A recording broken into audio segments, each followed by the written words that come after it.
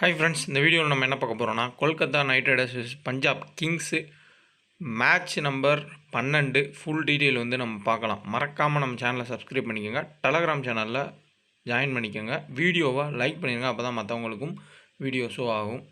So இந்த சேனலில் mostly உங்களுக்கு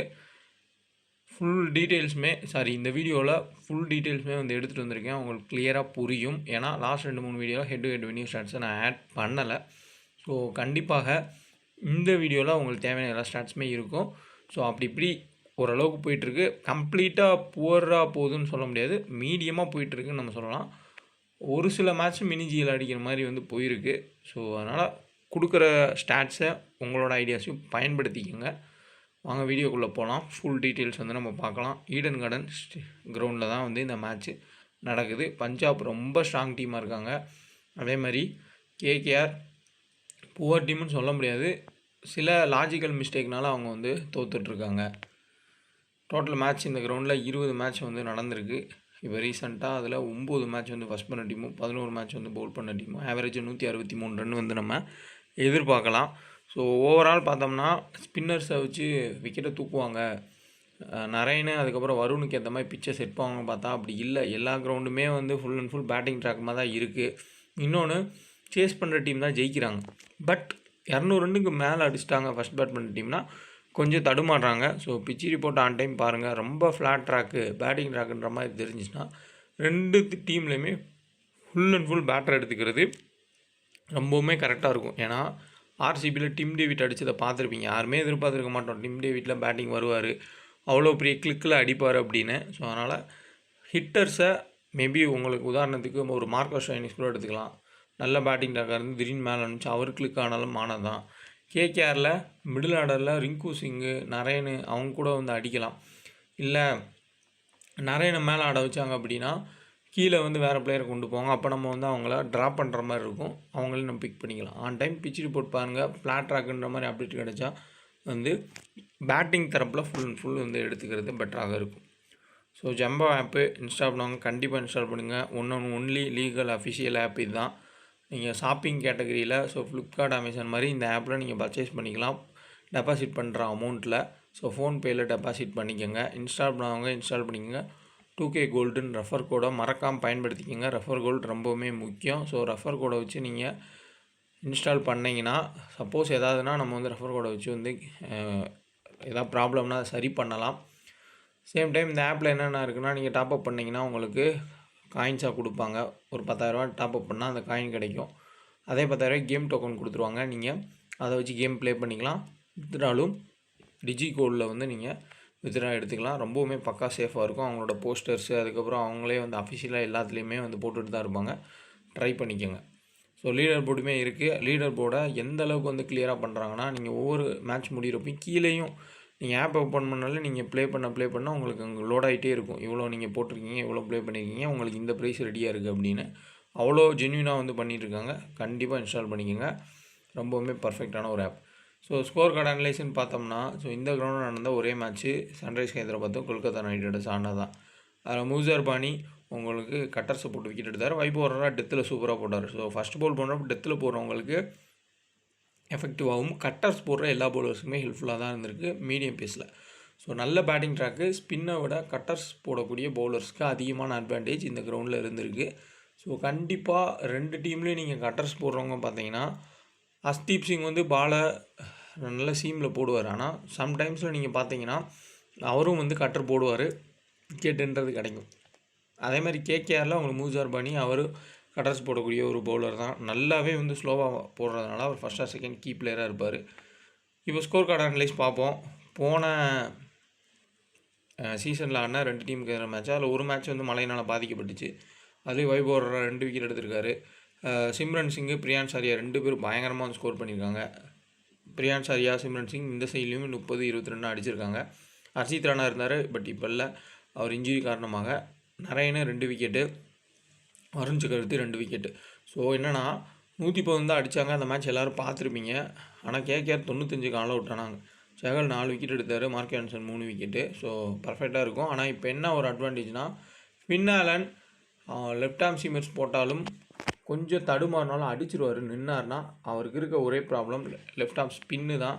மேபி அனுகுல் ராயை வச்சு மூவ் பண்ணலாம் அவருக்கு எதிராக. இல்லாட்டி அவர் வந்து ஈஸியாக வந்து ஹிட் பண்ணிட்டு போயிடுவார். மொத்தமே ஒரு மேட்ச்சுக்கு 5-6 பால் தான் பிடிக்கிறாரு. 30 ரன் 35 ரன் அடிக்கிறாரு. பெரிய இன்னிங்ஸாக போச்சுன்னா யோசிச்சு பாருங்கள், பெரிய ஸ்கோரை வந்து அடிச்சிருவார். ஸோ பார்க்கலாம். பிளேயிங் 11 பார்த்தோம்னா சிம்ரன் சிங்கு, பிரியான்ஸ் ஆர்யா, கப்பர் கான்லி, ஸ்ரேயாஸ் ஐயர், சசாந்த் சிங்கு, நெஹல் வதேரா, மார்க்கஸ் ஸ்டாயினிஸு, அடுத்து மார்க்கோ யான்சன், அஸ்தீப் சிங்கு, பிரேட்லெட்டு, வைசாக் விஜயகுமார், சகல். இதுதான் மோஸ்ட்லி வந்து இந்த டீம் மாற்ற மாட்டாங்க. இதில் லெஃப்ட் ஹேண்டர் பார்த்தீங்கன்னா ஸ்டார்டிங்கில் 2 லெஃப்ட் ஹேண்டர் இருக்காங்க. நெஹல் வதேரா ஒரு லெஃப்ட் ஹேண்டர், 3 பேர். ஆனால் என்னதான் லெஃப்ட் ஹேண்டர் இருந்தாலும் அந்த சைடில் உங்களுக்கு தடுமாற்றமாக தான் இருக்குது பவுலிங். எத்தனை லெஃப்ட் ஹேண்டர் இருந்தாலும் ஆஃப் ஸ்பின் கொண்டு வந்தாலும் வருண் சக்கரவர்த்தி அடிக்கிறாங்க. வேர்ல்டு கப்லேயே நமக்கு தெரிஞ்சிச்சு, கடைசி 3 மேட்ச்சில் வந்து பயங்கரமாக அடி வாங்கினார். இந்த சைடில் உங்களுக்கு Rahane, Finn Allen, Raghuvanshi, Green, Rinku Singh, Anukul Roy, Ramandeep Singh அந்த இடத்துல தான் மாற்றங்கள் பண்ணுறாங்களா பார்க்கலாம். நரேன், வைபவ் அரோரா, முஸ்தர்பானி, கார்த்திக் தியாகி, வருண் சக்கரவர்த்தி, இதுதான் மோஸ்ட்லி இவங்களோட பிளேயிங் ஒன்றா இருக்கும். இங்கே உங்களுக்கு பார்த்தீங்கன்னா ஃபுல் அண்ட் ஃபுல் ரைட்டு தான். இந்த அனுகுல் ராய், ரிங்கு சிங்கை மேலே அனுப்பிச்சா மட்டும்தான் வந்து லெஃப்டாக இருப்பாங்க. அப்போது இந்த சைடில் உங்களுக்கு சகல் வந்து இம்பார்ட்டண்டாக இருப்பார். ரைட் ஹேண்ட் பேட்டர்ஸுக்கு எதிராக நல்லா போடக்கூடிய ஒரு பவுலர் தான் சகல். ரவி பிஷ்னாயி லெஃப்ட் ஹேண்ட் பேட்டர்ஸ்க்கு எதிராக நல்லா போடக்கூடிய ஒரு லெக் ஸ்பின்னரு. சேம் டைம் இங்கே உங்களுக்கு ஆஃப் ஸ்பின்னில் நரேன் மினிமம் ஒரு விக்கெட் எடுத்துருவார். அப்படி இல்லாட்டி டைட்டாக பவுல் பண்ணிடுவார். சப்போஸ் பேட்டிங்கில் டாப் ஆர்டரில் அனுப்பிச்சாங்க, பின்னாலனும் நரேன் ஆடினாங்கன்னா செம்ம ஒரு பிக்காக இருப்பார் நரேன். ஆன் டைம் பார்ப்போம். ஏன்னா ரிஷப் பந்த் திடீர்னு மாறி வந்தார், மார்க்ரம் வந்து ஓப்பனிங் வந்தார். அந்த மாதிரி எதாவது மாற்றங்கள் பண்ணாலும் பண்ணலாம். ஸோ ஸ்டார்டிங் ஓவர்ஸில் சிம்ரன் சிங்கு, அதுக்கப்புறம் பிரியான்ஸ் ஆர்யா ஆடுவாங்க. ஹிட் ஆர் ஃப்ளாப்புன்னு தான் ஆடுவாங்க. வைபவ் அரோரா கொஞ்சம் பால் எடுத்துகிட்டு வருவார். அதேமாதிரி முஸ்தர்பானியும் ஓரளவுக்கு வந்து கட்டர்ஸை போடுவார். கொஞ்சம் யாராவது ஒரு ஆள் வந்து ஃப்ளாப் ஆகிறதுக்கு சான்ஸ் இருக்கலாம். பிரியான்ஸ் ஆர்யா சேசிங்லாம் நல்லா ஆடுவார். ஃபஸ்ட் பேட்டிங்கில் சம்டைம்ஸ் வந்து ஃப்ளாப் ஆவார். சிம்ரன் சிங் அட்வான்டேஜ்னு பார்த்தீங்கன்னா விக்கெட் கீப்பிங்கில் 2-3 கேட்சை பிடிச்சிறாரு. ஸ்டெடி ஆடுறாரு. ரொம்ப ஓவர் ஃப்ளோவாக சுற்றுற மாதிரி தெரியல. பிரியான்ஸ் ஆர்யா ஒரே மோடில் தான் வந்து ஆடுறாரு. கப்பர் கான்லி கன்சிஸ்டன்ட் ஃபார்மு. அவர் ஒரு 2-3 மேட்ச்க்கு அப்புறம் வந்து பவுலிங் போடுவார்னு சொல்லியிருந்தாங்க. அப்படி அவர் பவுலிங் பண்ணார்னா மார்க்கஸ் ஸ்டோயினிக்கு சுத்தமாக சான்ஸே கிடையாது. காப்பர் கான்லி 2 ஓவர் போட்டாலும் தரமான ஒரு பவுலரு. சேம் டைம் பேட்டிங்கும் வருவார். அப்போ எந்த மாதிரி ஆகுனா, நரேன் ஒரு காலகட்டத்தில் ஓப்பனிங் வருவார். அவரே வந்து 4 ஓவர் போடுவார். அப்போ மினிமம் 2 விக்கெட் எடுத்துருவார். ஸோ போன சீசனே அப்படி தான் இருந்துச்சுன்னு நினைக்கிறேன். பேட்டிங்கில் ஒரு 50 ரன் அடிப்பார், 30 ரன் 20 ரன் அடிச்சிருவார். சேஃபான ஒரு ஆப்ஷனாக இருப்பார். ஸோ அந்த மாதிரி காப்பர் கான்லி மாறலாம். ஸ்ரேயாஸ் ஐயர் தொடர்ச்சியாக நல்ல ஒரு ஃபார்மில், அவர் ஃபார்ம் அவுட்டே ஆகாத மாதிரி தான் எல்லா சீசனுமே ஆடிட்டுருக்காரு. எல்லா மேட்சஸுமேவும் பேஸ் போட்டாலுமே அடிக்கிறாரு. இங்கேயும் உங்களுக்கு பெரிய அளவில் பேஸ் இல்லை, கட்டர்ஸ் போடுறவங்க தான் இருக்காங்க. ஸோ பிக் பண்ணி ஈஸியாக அடிச்சிடுவார். பெஸ்ட்டு ஒரு ஆப்ஷன் வந்து ஸ்ரேயாஸ் ஐயர். அது சேசிங்கில் கண்டிப்பாக கேப்டன் ஸ்கம் ட்ரை பண்ணலாம். நல்ல பேட்டிங் ட்ராக்காக இருந்துச்சுன்னா சசாந்த் சிங்கை ஆட் பண்ணிக்கோங்க. நெஹல் வதேரா கூட தேவையில்லை. ஒரு டீம் டேவிட் மாதிரி ஆடி கொடுக்குறதுக்கு எல்லா ஷாட்ஸுமே வந்து வச்சுருக்காரு. கிளிக் ஆச்சுன்னா பயங்கர ரன்ஸ் அடிப்பார். ஸோ ஃபஸ்ட் ஆர் செகண்ட் நல்ல பேட்டிங் ட்ராக்காக தெரியுது அப்படின்னா எடுத்துக்கோங்க. ஒரு டிஃபரன்ஷியல் பிக்காக இருப்பார். பிரியான்ஸ் ஆர்யா செகண்ட் பேட்டிங்கில் பெட்டர் பிக்கு. ஃபஸ்ட் பேட்டிங்கில் கொஞ்சம் யோசிச்சுக்கோங்க. Simran Singh first or second important. Marcus Stoinis bowling கொடுக்குறாங்க. கிளிக் ஆச்சு அப்படின்னா தான் விக்கெட் எடுக்க முடியும். அது ஏர்லி விக்கெட்ஸ் போகுன்ற கேஸில் தான் நம்ம ஒரு பேட்டிங் எடுக்க முடியும். பெரிய அளவில் ஒரு பேட்டிங் கிடைக்க மாட்டேங்குது. கொஞ்சம் யோசிக்கணும். மார்க்கோ யான்சனு சேஃபஸ்ட் ஒரு ஆப்ஷன். கேகேஆர் பேட்டர்ஸ் வந்து ரைட் ஹேண்டராக இருக்கிறதுனால உள்ள பால் எடுத்துகிட்டு வரலாம். அஸ்தீப் சிங் ஒரு டிஃபரன்ஷியல் ஆப்ஷன். ஏன்னா நிறைய பேர் ட்ராப் பண்ணுவாங்க. கண்டிப்பாக ஒரு விக்கெட் ப்ளஸ் இந்த மேட்ச் எடுக்கலாம். வைசாக் விஜயகுமார் ஃபஸ்ட்டு பவுல் பண்ணால் இம்பார்ட்டன்ட் பிளேயர். சகல் மினிமம் ஒரு விக்கெட் வந்து ஃபஸ்ட் ஆர் செகண்ட் வந்து எடுக்கிறார். ஜேவிஆர் பிரேட்லெட்டு ஸோ லக்கு தான் அவருக்கு. கரெக்டாக போட்டு விக்கெட் எடுத்தால் தான், அப்படி இல்லாட்டி ரன்ஸ் வந்து அதிகமாக போயிடுவார். டெத் பவுலிங்கில் அஸ்தீப் சிங், மார்க்கோ யான்சன் இல்லை வைசாக் விஜயகுமார் தான் பவுல் பண்ணுறாங்க. மோஸ்ட்லி வைசாக் விஜயகுமார் தான் பவுல் பண்ணுறாரு. பவர்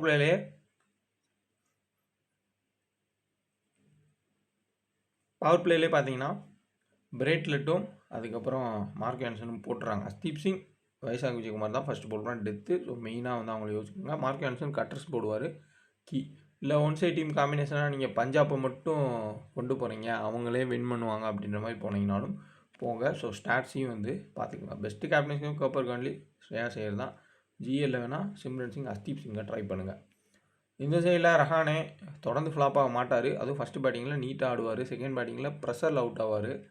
ஃபின்னாலனே பெஸ்ட்டு பிக்கு தான். கண்டிப்பாக கிளிக் ஆச்சு அப்படின்னா பெரிய ரன் அடிச்சுடுவார். என்ன அவருக்கு ஒரு ப்ராப்ளமாக இருக்குன்னா, யாராவது பிரேட்லெட்டோ அஸ்தீப் சிங்கோ நல்ல ஒரு பாலை ஸ்விங் பண்ணி போட்டாங்கன்னா மாட்டிப்பார்.